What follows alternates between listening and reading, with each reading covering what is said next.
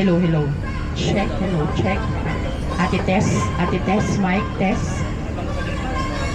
Hello, check. Ayan.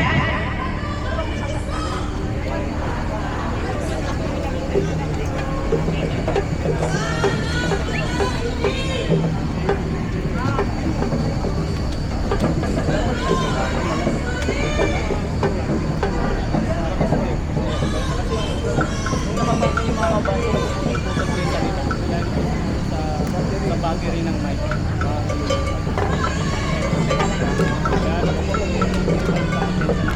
Ngayon po ay kalabing na lang tayo. Ang unang araw para sa impeachment trial po ni VP Inday Sara. Wala po tayong ibang hangad at dalangin kundi ang may basura ito. At panalangin din natin, hilingin sa itaas sa ating Panginoon na ang labing tatlong senador nasa majority block, 13 ay wag pong bumitaw hanggang dulo ng laban na ito. Atin pong ipagidalangin at kabit kamay po tayo na humiling sa itaas na ito ay tuluyang maibasura nang matapos na ang paghihirap ng kabilang panig. Nagdidiliryo na ho sila sa totoo lang. Diba? Kasi ito na yung huling paghain nila. Sa oras na basura ito, nga silang lahat. Pupulutin silang lahat. Kaya nanginginig na sila. Tinatawag na nila si Taning. Naglulumuhod na sila sa mga bon nilang mga magnanakaw at kurakot. Diba? Kaya tayo po, mga kamaisog, huwag din po tayong bibitaw hanggat hindi nababasura ang impeachment ni VP Inday. Hindi tayo titigil sa pagpunta dito sa Senado.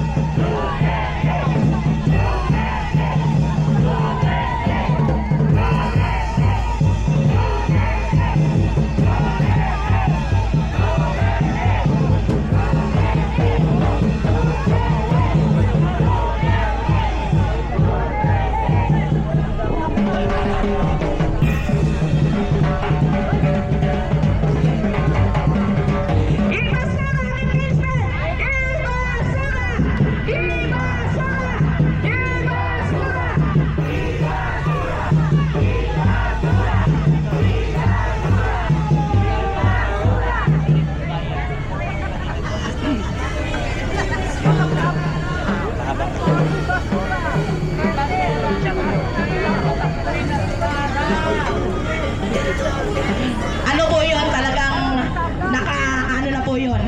nakalinya na yun. Siya po talaga ang magiging Pangulo natin sa darating na 2028.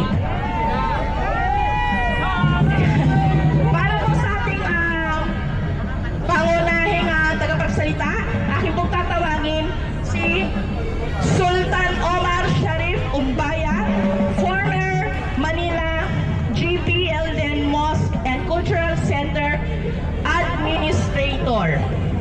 Ayan po.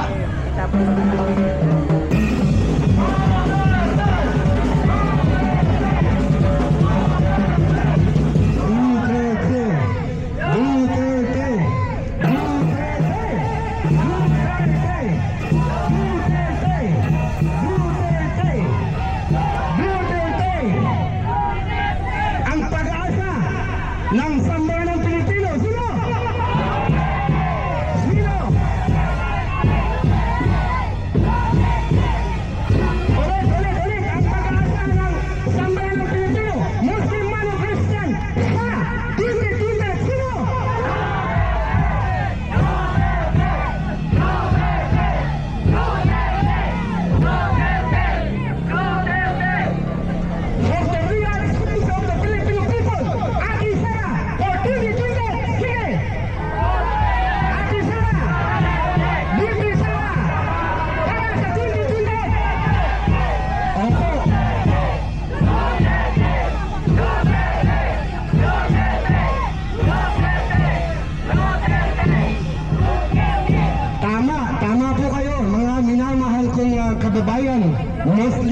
Christian, ang sigaw ng mga maisog. Nagkahalo na po ang sambayanang Pilipino dito sa harapan ng Senado. Nandito po dumating ang grupo ni MP Sultan Idris Arimbang. Asan po kayo? Mga grupo ni Sultan Idris Arimbang. Ang Samoro, nagsalit dito po. Duterte! Okay.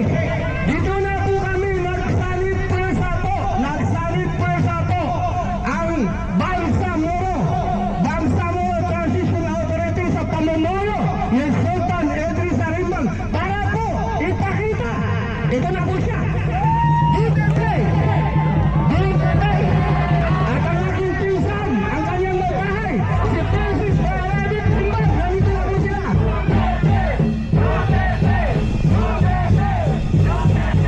Nandito na po tayo, marami ang mahal ng kababayan, para po ipakita sa ating mamamayang Pilipino sa buong sulok ng mundo na hindi po karapat-dapat ang pamumuno ng mga nakaupo na ito.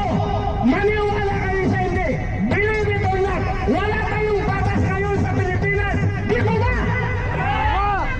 Maniwala kayo sa hindi, ang mga kapatiran nating mga pulis, may kasabihan po, hindi po makakarating sa kanyang pinaroonan ang mga tao walang utang na loob. Mga kapatid kong mga pulis, alam ko na, may pagmamahal kayo sa bayan. Mahal na mahal kayo. Mahal na mahal kayo. Mahal na mahal kayo. Ang ating former ama ng sambayanang Pilipino, si former President Rodrigo Duterte, sa kasaysayan ng Pilipinas.